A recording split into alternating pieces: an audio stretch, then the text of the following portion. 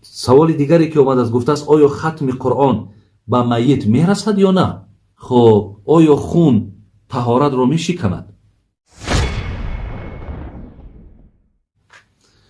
خب سوال دیگری که آورده است گفته است خب آیا خون طهارت را میشکند؟ برادرای عزیز و گرامی، این پیش من حاضر یک کتاب هست.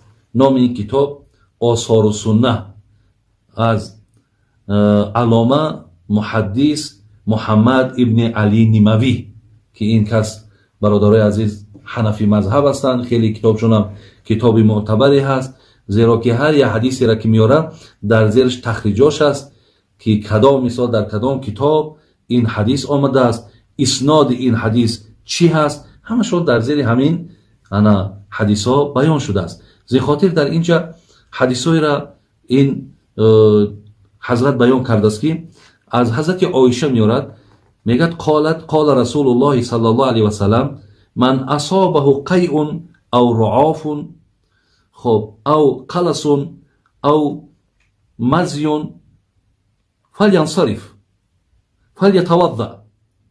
در حدیث آشکارا آمده است پیامبر نازنین گفته است هرگاهی که اگر کدامی از شما با پوری دهان وقتی میگردانین قای میکنین میپرتایین یا یک مقدار خوراکی را خوردین رفت در معده و از اونجا با پس گشت با پوری دهان پرتافتین، او رعاف خونه که از بینی جاری می شود بینین، او مزیون یا مزیه که برادرای عزیز مقصد خواه انا بسیاری وقت انسان در یک چیز مثال فکرش می رود یا با زنش مثال گفتگوی دارد، کمی آبی که مقصد بیرون می شود.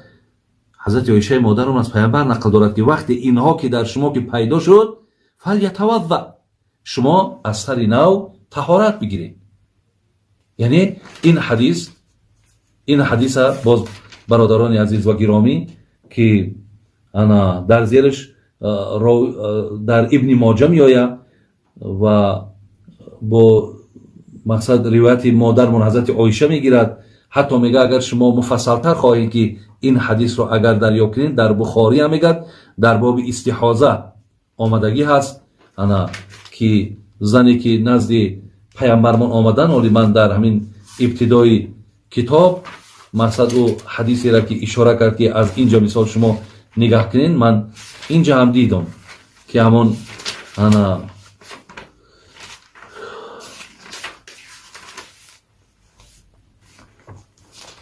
خلاص برادران عزیز، اگر چنده که این مسئله را مقصد در مذهب امام شافعی مقصد آمدن خون جاری را یا مذهب امام مالک اجازت میتن که اگر خون جاری هم که باشد مقصد شکننده طهارت نیست. اونا دلیلای کاظی میارن. این حاضر ما در باب استحاضه از همین کتاب حضرت همین جمع حضرت عایشه مادر میگه جاءت فاطمه تو بنت ابی حبیش، همین حضرت فاطمه دختر ابی حبیش پیش پیامبرمون آمد و از زیاد آمدن خون یعنی چیکار کرد؟ شکایت کرد که مقصد من نفری هستم که همین خون زیاد میره. استحاضهش برادرها و خواهرای عزیز یعنی مدت 3 روزه، کمترینش اکثرش 10 روزه. وقتی 10 روز زیاد که آمد او را استحاضه میگن. ولی در آخری حدیث هم مقصد نگاه کردم که پیامبر نازنین هم در همینجا اشاره کردن که یعنی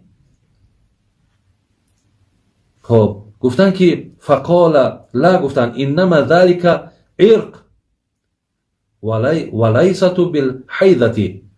گفتن فاطمه گفتن او یکی از 10 روز زیاد میآید، گفت او دیگه حیض نیست، او را گفت ذالک را عرق میگن. یعنی عرق خونه که از رگ بیرون میشود.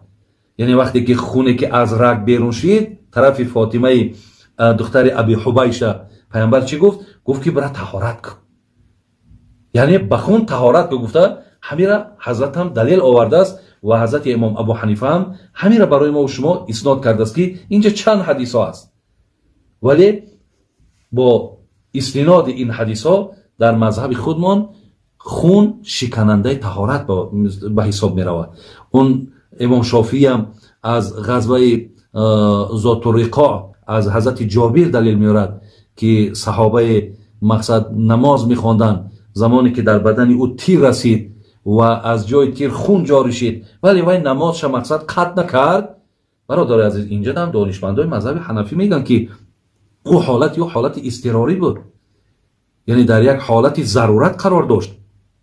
اگر همین خیلی حالت در بالای ما هم که بیاید، ما با همون خون جاری هم نماز نمیخوانیم.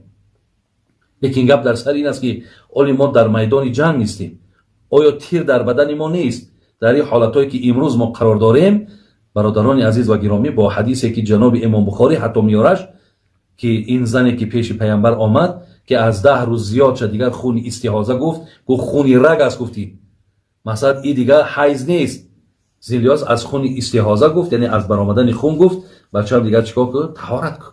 برای همین شکننده طهارت این خون به شمار می رود. خب حتی همون بسیاری از حتی پیروای امام شافعی، حتی پیروای امام مالک، خودشون هم در همین مسئله رخصت دادن جاری شدن خون هم بحث و مناظره ها دارن که حتی میگن این خونی که جاری می شود با آیت قرآن ثابت است که خون مقصد خودش این نجیس یاخه، وقتی نجیس که از بدن ما بیرون می شود، یا خون وقتی که در لباس می زند به نماز میکند کو. زین لحاظ حتی همون صحابه هم که خان با همون خون جاری، او خون جاری لباس شب به نماز میکند کو. گفتن با در بین خود همین دانشمندای امام شافعی و امام احمد حنبل بحث و مناظره است. زین لحاظ برادران عزیز و گرامی، خون طهارت را میشکند. لیکن در مسئله خون یا زرداب، اگر من طهارت داشتم یکی مبادا بینیم خون سر کرد، یا یک جای زخمی بود خونش جاری شد، یا زرداب جاری شد، این حالت در استنجا یعنی بین پا را شستن شد ضرورت نداره. فقط شما باقی اعضا را دست رو میگیم تا پامونم داخل میشود، همین ها را میشویم، تمام، دیگر ما صاحب طهارت میشیم. برادر عزیز، اینجا با سوال دیگری آمده است که اذان فرض است یا سنت؟ اذان برادران عزیز سنت است. الاذان سنتون، یعنی اذان برادران عزیز از زمره حکمش سنت است. خب یعنی واجب و فرض نیست. سوال دیگری که اومد از گفته است آیا ختم قرآن به میت میرسد یا نه؟ ولی همین مسئله هم برادرای عزیز بسیار بسیار بحث و مناظره زیاد پیدا کرد از حساب همین شبکه هایی که مثل همین وصال حق و مثل توحید و مثل دیگر کلمه و از جانب همون نفرهایی که این برنامه ها را میبرند، از زبان همونها مقصد برآمد که ثواب مقصد ختمایی که می شود، ثواب خیرهایی که می شود، همین ها مقصد بر روحی مرده ها تا نمی رسد. این معلوم است برادر عزیز که این اعتقاد اهل سنت نیست. من در اینجا برادر عزیز یک حدیث خیلی طولانی است ولی برای شما می خوانم که شما این چیزا دانید که این حدیث برادران عزیز جناب ابن ماجه و جناب امام منذری در الترغیب و ترهیبش و امام بیهقی، حتی همین البانی که این قدر آدم متشدد است، همین حدیثی که حاضر من میخوانم همین را حتی اسنادش صحیح میگه. خب بیایید به حدیث میخوانیم، از حدیث میفهمیم که ثواب این کردارهایی که در اینجا یاد میشوند همه‌شون میگه به روح مرده های شما میرسد. عن ابی هریره رضی الله عنه قال رسول الله صلی الله علیه وسلم ان مما يلحق المؤمن من عمل و حسنات بعد موتی. پیامبر گفته است میرسد مؤمن را، گفته است از عملها و حسنات هایی که میکند بعد مرگش، مثل علما علمه و نشره. برادرای عزیز، یعنی یک عالم علمش به دیگران میبخشد یا از علمش دیگران را تعلیم میکنه. انا همین برادر، اگر چند همین عالم در خانه قبرم که باشد، مردمی که از او استفاده کردیستند، ثواب او با روحی همون عالمی که در خانه قبر است میرسد. و ولدا صالحا ترکه، دیگرش کی است؟ یک آدمی که یک فرزند صالح را به باقی ماند، یک فرزند خوب، یک فرزند بهترین، یک فرزند مقصد موحد، یک فرزند بسیار خادم، یعنی همه جهت در همین فرزند خوبی ها دیده می شود. همین که فرزند در گذاشت در خانه قبر رفت، بین از حساب فرزند صالح تربیه کردگیش هم ثواب بر روحش میرسد. او مصحفا ورثه، یا یک نفری که مبلغ داشت و یک 50 یا 100 کتاب قرآن خرید و در خواننده هاش تقسیم کرد. تا وقت این قرآن هست در دست این مردم، ثوابش میگه بر روحی همون خریداری که در خانه قبر است میرسد. او مسجد بناهو، یا کسی که با مبلغش مسجد بنا کرد. او بیت لابن السبیل بناهو، یا کسی یک مهمان خانه میسازد. ولی در جای ما این خیلی مهمان خانه های بے پول نیست که در خارج هست. مهمان خانه های هستن که میره بے پول خواب میکنی، بے پول خوراک میخوری. انا همین خیلی مهمان خانه ها از بس که ما ها را که خانه‌مون مهمان خانه، این مردم تاجیک ما که سه مردم مهمان نواز و مهمان دوست های، ولی در اون مملکت ها یک مهمان خانه است. مقصد همون دربر بالاش نویسندگی است که همین مقصد چی است؟ از برای خدا ساخته شده است. میره شب تا شب میکنی، خراب تا میخوری، ثوابش به همون کسی که در همونجا اساسگذار رسیدن میگیره. او نهرن اجراهو، یا کسانی که از زمین آب میبرارن. خب اینهایی که این کارها را کردن وقتی که از دنیا گذشتن، ثواب یعنی کردارهای نیکشان بر روحشان برادر عزیز میرسد. او صدقتا اخرجها من ماله فی صحته و حیاته، یا آدمی که در حال حیاتش، در حالی که کلیدای خزینه در دست شد، در حالی که بگیم تمام کنترل پول در دست شد، وقتی میگیره و صدقه میکنه، بعد چی میشود؟ میگه یلحقه من بعد موته. انا همین کردارهایی را که من در بالا، انا همین عملهایی را که من در بالا یاد کردم، انا همینها بر روحش حتما میرسد. یعنی معلوم شد از این حدیث. این حدیث دیگری من در پیش دارم که جناب بخاری و مسلم و ترمذی و جناب ابو داوود و همه روایت کردن از ابو هریره. میگه اذا مات الانسان انقطع عمله الا من ثلاث.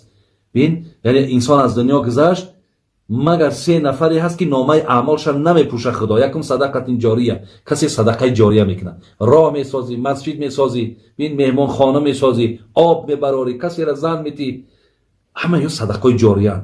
او علم ينتفع به، یا از علم دیگرها منفعت میگیرن. او ولد صالح يدعو له، یا فرزند خوبی را که باقی میمونی. اینم حدیث مشهوره که معناش چی است؟ یعنی انسان خانه قبرم که رفت، همین کردارهای نیکش در خانه قبر کمکش میکنند، ثوابش با او میرسه. معلوم میشود که عقیده اهل سنت در همین است برادران و خواهران عزیز، که یعنی کردارهای نیک ما ثوابش به گذشتگان میرسه. این روزا چیکاری که ما هم مثال هر یک روزا میگیریم میگیم خدا پدر و مادرمون رحمت که به خاطر همین عملی صالحی که من کردستم، یا یک پیاله چای میکنم، 4 موی سفید فریاد میکنم، یک طعام میخورن، یک آیت میخونن، میگیم ثوابش میرسه، زیرا عملی صالح کردیم ما. ثواب عملی صالح برای گذشته ها میرسد. این عقیده اهل سنتی و الجماعه است. الله مهربان باز هم نگهبانتان باشد، خداوند بی درد و بی غمتان کند. انشاءالله خیلی کم کم مانده هم شده ماه رمضان. از این لحاظ انا باز سوال هایی که انشاءالله آمده استند ما می نویسیم، برای اونها با جواب میگردانیم. و اون سوال هایی را که پیشتر وعده کرده بودم در باب دجال و در باب مرده میشنود نمیشنود، انشاءالله اونها هم در عرفه جواب گفتنن. کم کمک بعضی مشغولیت ها هم دارم، از این لحاظ به اون سوال ها نرسیدم، ولی انشاءالله در همین روزهای نزدیک اونها را به سمتان میرسانم.